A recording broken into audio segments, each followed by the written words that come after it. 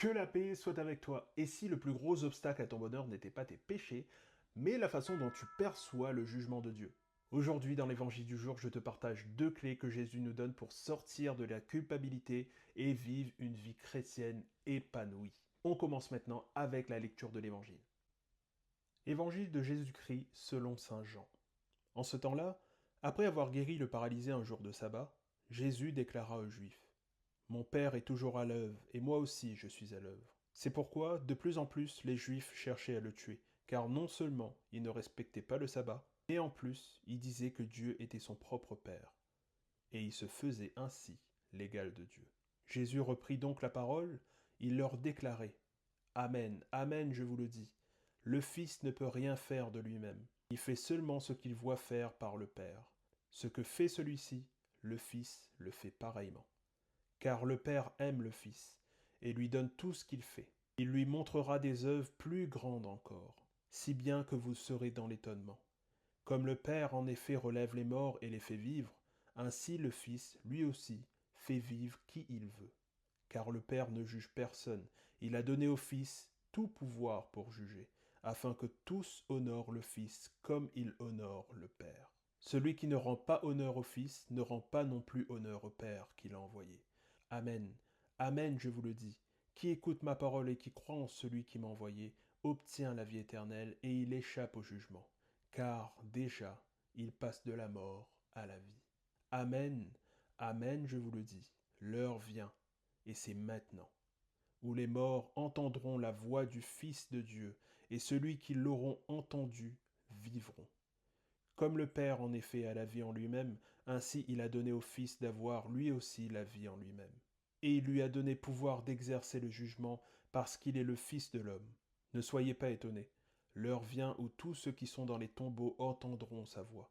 Alors ceux qui ont fait le bien sortiront pour ressusciter et vivre. Ceux qui ont fait le mal pour ressusciter et être jugés. Moi, je ne peux rien faire de moi-même, parce que je rends mon jugement d'après ce que j'entends, et mon jugement est juste, parce que je ne cherche pas à faire ma volonté, mais la volonté de celui qui m'a envoyé.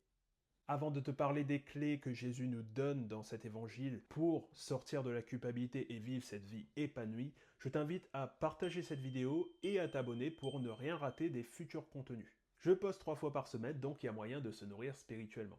Maintenant que l'instant promo est fait, parlons de ce passage de la Bible. Et ce passage est un bassin d'espoir. Jésus nous dit ici quelque chose qui doit nous réjouir. Allez, qui n'est pas pécheur ici-bas? Qui n'a jamais péché? Je veux dire, à part Jésus et Marie, qui n'est pas pécheur? On a tous nos vices ici-bas. Certains s'enfoncent dans la gourmandise, d'autres dans la luxure, d'autres sont paralysés par la jalousie et l'envie, d'autres encore sont dans l'attachement au matériel, et moi, tu sais, j'en ai déjà parlé sur cette chaîne, j'ai été longtemps bloqué dans ma vie spirituelle à cause de mes pulsions de colère. On est tous pécheurs, et on est loin de mériter le royaume des cieux. Et Jésus te dit ici, rassure-toi, ne pleure pas, parce que, je cite, « Celui qui écoute ma parole et croit en celui qui m'a envoyé, obtient la vie éternelle, et il échappe au jugement, car déjà, il passe de la mort à la vie. » Jésus nous montre la voie. Celui qui écoute et croit en celui qui m'a envoyé obtient la vie éternelle. Écouter et croire. Il nous donne les 2 clés sur un plateau d'argent. J'aimerais m'attarder sur l'un de ces mots, le mot écouter. Il se cache pas mal de choses derrière ce mot. Écouter, c'est prêter attention. C'est faire de la place dans son esprit pour une idée nouvelle, remettre en question ses propres certitudes. Ensuite, écouter, c'est aussi faire confiance. On n'écoute pas Jésus uniquement pour se cultiver, non, on l'écoute parce qu'on sait qu'il connaît lui-même le chemin pour nous sauver. Et enfin, écouter, c'est mettre en pratique. C'est laisser la parole de Dieu transformer nos actes. Si Jésus dit « aimez-vous les uns les autres » et je ne change pas mon comportement envers mon prochain, alors je ne l'ai pas écouté. Donc si tu sens que tu as des vices ou des péchés qui s'accrochent à toi, si tu as des douleurs, de la haine, des peurs ou des craintes, Jésus te dit « ne crains rien ». Nourris-toi de ma parole, laisse-le envahir ton cœur et applique-le autant que possible. Surtout, crois en moi. Crois en ma miséricorde. Et c'est comme ça que tu seras sauvé. Je t'invite maintenant à prier pour les pécheurs qui souhaitent se convertir, qui souhaitent se repentir, mais qui ont encore du mal à surmonter la tentation. Prions pour qu'ils reviennent dans les pas du Seigneur et pour qu'ils soient accueillis dans le royaume des cieux. Notre Père, qui es aux cieux, que ton nom soit sanctifié, que ton règne vienne, que ta volonté soit faite sur la terre comme au ciel. Donne-nous aujourd'hui notre pain de ce jour.